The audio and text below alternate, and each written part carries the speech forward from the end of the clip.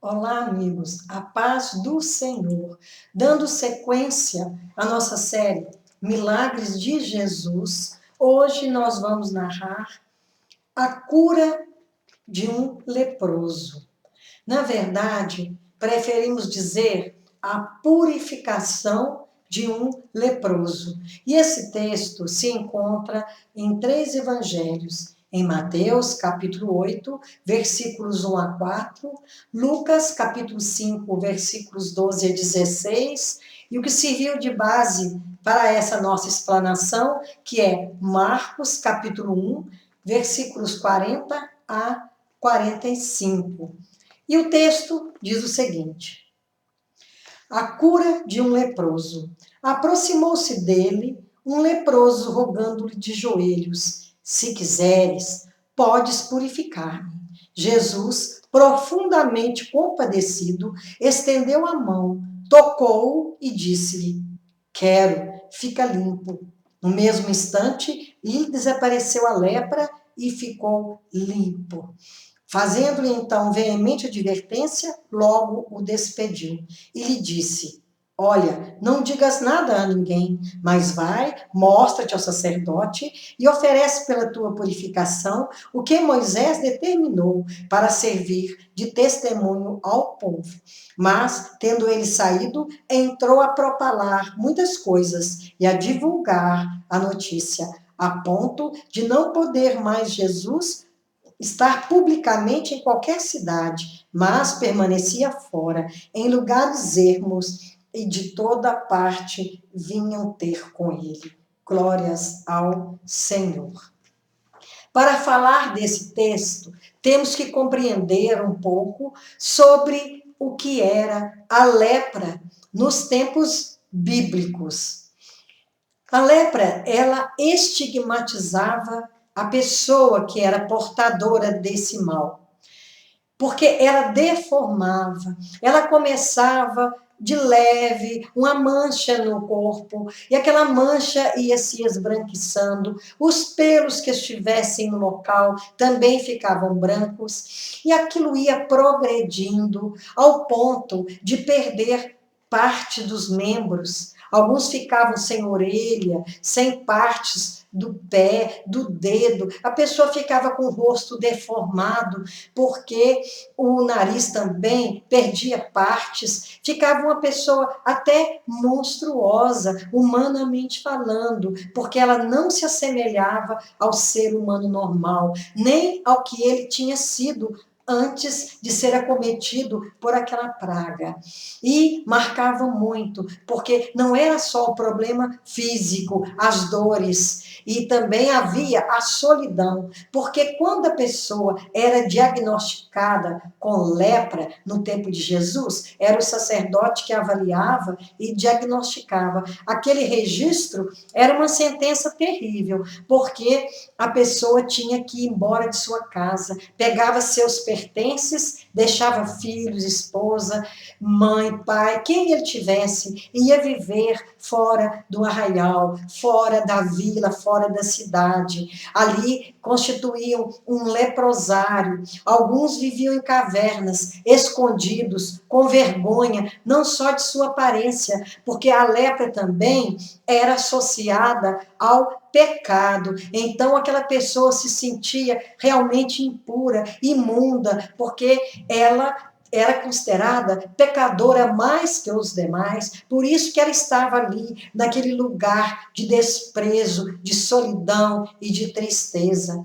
A gente imagina o que uma pessoa, além de doente, está humilhada, escondida, sem poder ir à cidade, perdendo a convivência dos irmãos na igreja, também de sua família e de seus amigos, sem poder ter vida social nenhuma. Era uma condenação para o resto da vida, porque independente do tempo que ela vivesse, porque não tinha cura, ela ia morrer daquele mal, porque não tinha saída. Parece que é de 1985 para cá que descobriram um remédio que estabiliza, não é a cura total, mas depois que a pessoa toma essa medicação, ela não contamina mais ninguém, já é um ganho muito grande. E também quando ela toma, logo que descobre o problema, ela não vai se deformar, porque não vai progredir. Então, isso é muito bom, ajudou muito a humanidade. E desde os tempos bíblicos, era sinônimo, além da dor e da tristeza, de vergonha. A gente vê no Antigo Testamento, quando o general sírio Naamã foi cometido de lepra, ele foi salvo por um milagre, porque só um milagre poderia curar uma pessoa que sofria deste mal. E no tempo de Jesus também, não tinha cura, e a pessoa era mal vista, e ela tinha que se sujeitar àquele abandono. Eu imagino a pessoa ser considerada impura. E quando ela ia para a cidade, que ela conseguia ir à cidade, mas assim, a um quilômetro ou mais de distância, ela tinha que começar a gritar quando ela avistava gente. Impuro, impuro, porque na verdade ela era considerada impura. E se alguém tocasse na pessoa doente, se acontecesse isso, houvesse um descuido, ele tinha que ser purificado. Mesmo que ele não adoecesse, que não fosse contaminado, tinha que passar por um processo de purificação e ficar separado por 7 dias. Tinha todo um ritual para que ele pudesse voltar ao convívio social. Então, era uma doença muito triste. Hoje, nós sabemos que o pecado também é uma lepra terrível, porque ela também deforma o pecador espiritualmente. Muitas vezes muda até a sua feição. Nós vemos, muitas vezes, fotos de pessoas quando eram pecadoras, quando viviam em caminhos tortuosos, e depois, quando a pessoa aceita Jesus e se converte, a diferença, como a pessoa fica diferente, como o semblante dela fica mais formoso, como ela fica uma pessoa mais feliz, porque o pecado, ele faz separação entre nós e Deus. Então, é uma lepra terrível que marca a nossa vida, que deixa marcas não só espirituais, muitas vezes em nosso corpo, porque partimos por caminho que trazem consequências terríveis. Então, nós temos que andar com o Senhor.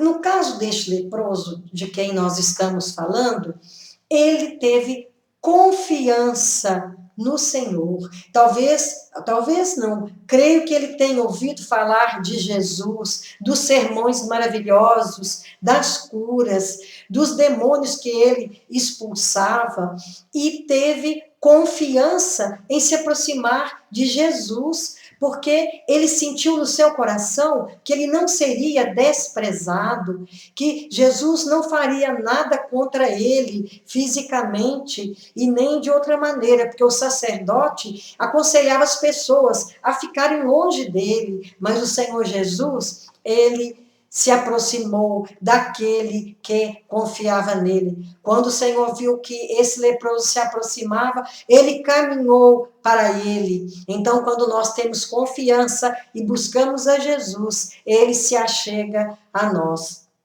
E esse leproso, ele rogou ao Senhor de joelhos, ele adorou ao Senhor. Mateus fala que houve adoração naquele momento. Nós também precisamos ajoelhar e adorar ao Senhor com humildade e também com muita dedicação à sua palavra. Oh, Senhor Deus tem feito tanto por nós espiritualmente. Ele nos transforma, nos livra da lepra do pecado. Não que nós não iremos pecar, mas nós sabemos que o Senhor, quando buscamos e pedimos, Ele nos limpa do pecado e nos coloca no caminho do bem, no caminho do Senhor, que é o melhor caminho para a nossa vida. E quando ele disse, se queres, bem podes limpar-me, ele disse limpar-me porque ele era considerado sujo, imundo. Aqui, além dele se considerar imundo, com humildade, ele reconheceu que o poderio de Jesus, que ele poderia curar se ele quisesse, diferentemente de hoje, que muitas igrejas já fazem as sessões de descarrego para ficar limpo de males espirituais e também faz sessões de cura, dias de cura, sendo que o Senhor cura quando Ele quer, no momento que Ele quer, porque Ele quer. Então, nós temos que adorar em confiança e também em humildade.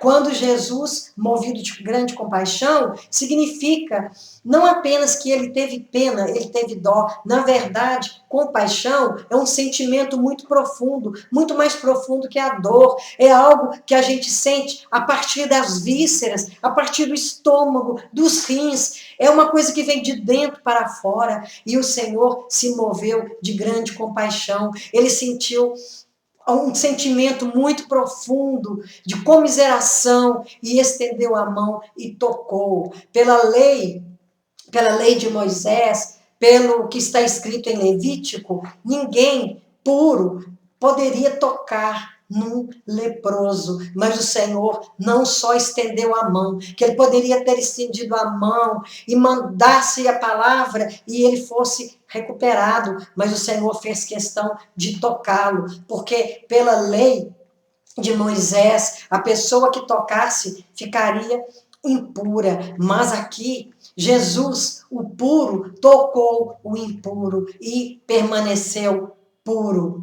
O impuro, que era o leproso, ele recebeu o toque de Jesus e se purificou. Quero ser limpo. Então, muitas vezes, nós desejamos graças de Jesus, bênçãos de Jesus, mas nós, com o nosso orgulho humano, nós achamos que o Senhor tem de nos atender de qualquer forma, de qualquer maneira, a qualquer preço, mas não. O Senhor tem que querer, segundo o seu propósito, para a vida de cada um. Então, quando ele disse, quero ser limpo, juntou-se a vontade daquele homem miserável com a vontade do Senhor. E quando as vontades elas se coadunam, quando elas se juntam, o milagre acontece, porque somos dependentes e subordinados à vontade do Senhor. Nesse momento, a lepra desapareceu. Porque, como eu disse no início, agora há tratamento, mas o tratamento estabiliza. E se houver, por exemplo, alguma perda de membro, esse membro não vai ser regenerado. Mas, no caso do milagre, o Senhor não faz pela metade. Tudo que o Senhor faz é de maneira perfeita, de maneira completa. Naquele momento, todos os seus órgãos que foram perdidos se regeneraram, sua aparência voltou a ser uma aparência como era anteriormente, limpo, sem sequelas e sem problemas.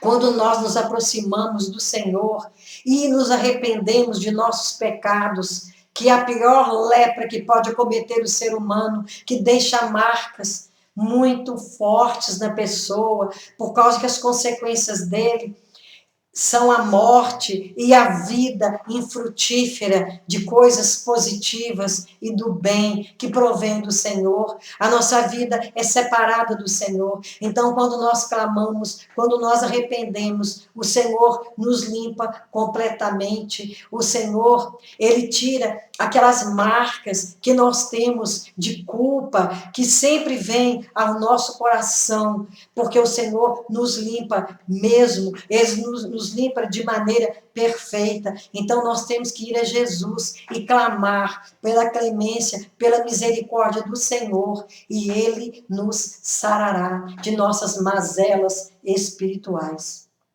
O Senhor advertiu aquele leproso que não falasse para outras pessoas, que não divulgasse, porque o Senhor, ele já atendia a multidão. Quando ele saiu da casa de Pedro, quando ele havia curado a sogra de Pedro, já havia uma multidão esperando, porque a fama dele corria por toda a Judéia, por toda a Galiléia, além do Jordão, além do mar, chegava à Síria, e a fama dele ia espalhando, e pessoas de todos os tipos, de todas as crenças, elas vinham até Jesus esperando ser limpos, esperando um milagre, esperando ficarem libertas da possessão de Satanás. Então ele não queria que ele saísse divulgando, porque ia complicar muito a situação, porque viriam mais pessoas e chegaria até os judeus, que abreviaria a perseguição, tumultuaria o seu ministério, mas ele não obedeceu. Ele ficou tão feliz que ele quis sair propalando aquilo que ele tinha recebido. Não adiantou. Hoje as pessoas, às vezes, tão abençoadas, recebem verdadeiros milagres e não fazem como o leproso. Eles se calam, eles não propagam, e nós temos que dar testemunhos para levar aquela bênção, para que outras pessoas aumentem em si a sua fé, para que elas aumentem em si a esperança, de que há esperança para elas, porque viu cura, viu mudança, viu pessoas sendo transformadas de água para vinho. Mas se não falarmos, se não propalarmos, muitas vezes nós vamos impedir que outras pessoas busquem o reino, porque nós somos testemunhas vivas, por isso que não podemos nos silenciar, nós temos que levar tudo que o Senhor nos fez e divulgar para outras pessoas. Mas aqui, nesse texto, nessa oportunidade, a circunstância era outra. Não convinha que ele saísse divulgando, mas ele realmente saiu divulgando. E o Senhor mandou que ele se mostrasse ao sacerdote para oferecer aquela oferta da purificação. É porque quando a pessoa era curada, no caso desse leproso, ele teria que levar ao sacerdote 2 pássaros, não podia ser pássaro imundo, que comesse imundície, ave de rapina, nem nada. Tinha que ser 2 pássaros limpos, uma vara de cedro, um fio de carmesim e isopo. Isopo era uma planta, era com ela que o sangue daquele pássaro ia ser espargido. Também levava um vaso de barro, ali colocava o carmesim, o pau de cedro, e uma das aves era morta, o sangue era colocado ali sobre aqueles objetos dentro daquele vaso de barro, e um rio de águas puras corria por debaixo, significando, né, a pureza do Senhor Deus, os rios de água viva, e ali aquele sangue era molhado, o isopo vinha, molhava ali naquele sangue e era espargido sobre aquele doente que foi curado. E isso que o leproso tinha que fazer. E depois daquilo ali, era determinada a cura dele, era registrada a cura dele, e ele ficaria ainda 7 dias longe dos familiares, mas depois desses 7 dias havia mais um outro ritual, onde os cabelos eram raspados, a barba e tudo mais, e ele estava pronto para a convivência com os seus. E agora a gente não sabe se ele foi direto para o sacerdote, ou se ele foi direto para a família, isso a gente não sabe, mas ele teria que cumprir essa ordenança do Senhor, porque fazia parte da lei de Moisés, no Levítico 13 e 14. E o Senhor, ele nasceu sob a lei de Moisés, então ele veio para cumprir. E por isso que teria que haver essa obediência. Então, não adianta nós recebermos bênçãos, milagres e continuarmos quietos, calados, porque nós somos agraciados não porque merecemos, porque as graças são imerecidas. Ninguém de nós merece o que recebemos do Senhor. Tudo que vem do Senhor, nós temos que agradecer, porque nada deve ser em vão. Até o fato de acordarmos, de o Senhor ter nos preservado a vida por mais um dia, nós temos que agradecer o alimento diário, até pelas lutas e pelas dificuldades, porque o Senhor tem propósito para as nossas vidas. Quando sentirmos que estamos pesados pelo pecado, que nós estivermos separados de Deus, porque estamos pecando, estamos fora da convivência do Senhor, que nós possamos ajoelhar, arrepender, com toda humildade, clamar ao Senhor. Se Ele nos curar, se Ele nos livrar, Ele é Deus. Se Ele não nos curar, Ele continua sendo Deus. Então, que nós, com humildade, não possamos ficar determinando cura, exigindo cura, porque o Senhor é que tem propósito ideal para a nossa vida. Às vezes, nós não somos curados porque precisamos ainda passar por certas circunstâncias, por certas experiências para nos aperfeiçoar. Então, no tempo certo, na hora certa, o Senhor nos livra e o Senhor nos cura. Tudo para a honra, tudo para a glória do Senhor Deus, porque Ele, como um Pai amoroso, como um Pai prestimoso, generoso, que sente compaixão de nós, Ele quer que sejamos felizes, desde que o busquemos, com a sinceridade do coração, com humildade, o adoremos, porque Ele é o nosso Deus, digno de toda honra e de toda glória. Que o Senhor perdoe e nos livre da lepra do pecado e nos purifique. Em nome de Jesus. Amém. Que assim seja. Amém.